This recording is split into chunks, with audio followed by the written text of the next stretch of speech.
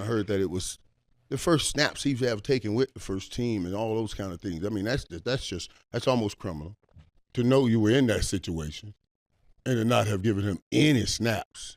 I mean, any snaps? I can't even fathom how difficult that would be.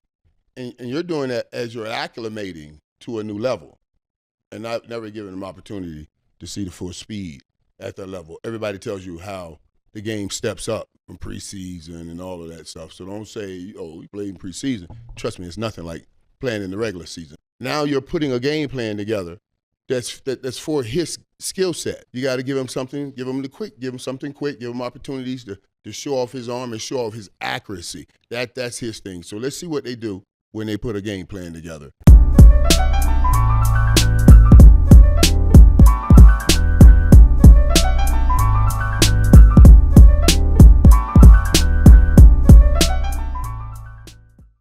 What's going on there, guys? We back with another one. I want to talk a little Shedeur Sanders on today. Now, we know he got named the starter this upcoming week, so he'll have a full week of preparation, getting his first opportunity to throw with the ones. I think that the center and the line said that was the first time they'd ever heard Shedeur's cadence. And I know a lot of people have been saying that's not how the NFL works. It's split 50-50. But Cam, and others say that it's standard protocol for, let's say, for instance, if the starter gets 10 snaps, then, the backup will get 2, just in case. You want to have those scenarios played out in every way. It's not ideal that your backup will be on the center, but QB2 at the very least should get some snaps. Now, Rex Ryan called out Shedeur Sanders for his display over there on the sideline after the game. Me personally, I think that was competitive. Shedeur talks about controlling what you can control, and I think that was his mind frame. So he felt like he had let his self down, felt like he had let his teammates down, so he really took that hard. But Rex Ryan made it something else, and Nacho's was about to get at him. Let's check it out. No, 100%, Greeny. And when you see this young man, I don't know whose fault it is. Is it this kid's fault for some reason? Or is it the organizations, have failed this guy? Look, number one, my biggest question is, you traded up to get this guy. Mm-hmm. So clearly you think he has the talent to play the position. Someone does, yes. Why hadn't he had a chance? He had no reps with the ones. We understand that, right? That's what the line's saying. That, to me, how the hell does that happen? All right, and then the other thing is, Shedeur, he's got to get over himself too. Like he's there by himself on the bench at the end of the game. I've seen it in the 7th game of a World Series when you lose a game or whatever.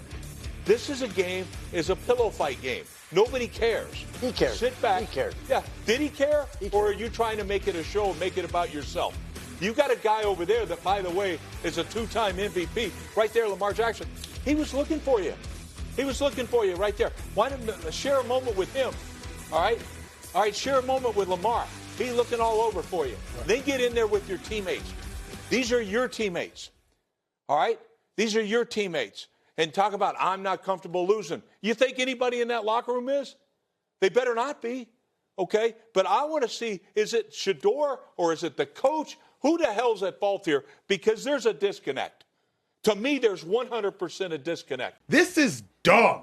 And if Rex Ryan want to talk crazy about Shedeur Sanders, then let me talk crazy about Rex Ryan. Because Rex Ryan makes some imbecilic remarks. Wow. Truly imbecilic remarks. Like, how in the world are you going to criticize Shedeur Sanders' body language after that game? Yeah. If there's one thing Shedeur Sanders did great in that game, it was his body language. He came onto the field after halftime out of surprise. Hey, offense, let's get into it. Hey, crowd, let's get into it. I know our team has sucked up to this point. Offense ain't scored no points up to this point. I think maybe a field goal. Defense had done some things. Yeah. Hey, let's get into it. Then, after the offensive line was throwing nothing but lookout blocks. Hey, Shedeur, look out! Offensive line was throwing nothing but lookout blocks. Shedeur Sanders still maintained his poise, still maintained his on-field integrity. It is malpractice that Kevin Stefanski did not give Shedeur Sanders any reps with the first-team offense as the backup quarterback. Yeah. We just wrapped up week 11, dog. Yeah. And oh, by the way, baked into that was your bye week. Right. You mean to tell me at no point before the second half of the game against the Ravens did you have an opportunity to give Shedeur Sanders any reps with the first team offense so those offensive linemen could hear his snap count, so the receivers in simulated game action can get comfortable with the rhythm, with the cadence, with the football that Shedeur is going to be throwing? What they've done this whole year has made no sense. I understand the Flacco move. I understand the Pickett move. Like, you started this season out with a totally different viewpoint. Right. I have no idea. And clearly it's a house divided. Yeah. They do have the Raiders this weekend. They got a chance. You dirty. Get right. Speaking of the Raiders. Now, Cam Newton went on First Take the other day, and he said he don't feel like Kevin Stefanski has Shedeur's best interests at heart. Feels like he should get some reps with the ones. Now, Marcellus Wiley quoted that and said, Cam knows that's not how it works league-wide. He's talking about an exception, not the rule. His backup was a veteran, not a rookie. If this were normal, teams wouldn't announce splitting first-team reps. In the NFL, starters practice with starters, backups practice with backups, always. So I think, regardless of what Marcellus Wiley is saying league-wide, you have two rookies. Dylan Gabriel, you almost have to expect a rookie thrown into it like this isn't going to go through the season completely healthy. Shedeur hadn't got any reps going all the way back to training camp. Not one single rep with the first team in this scenario with two rookies. All right, so let's go back. I would like to ask RG3 and Kirk Cousins. Did Kirk Cousins get any reps with the ones back when they were both with Washington? Because that would give me a gauge on this a little bit. I would want to see how they played that, because that would be the most similar situation to this. But yeah, man, I just wanted to come in and talk about that. Shout out to Shedeur. You got a whole week.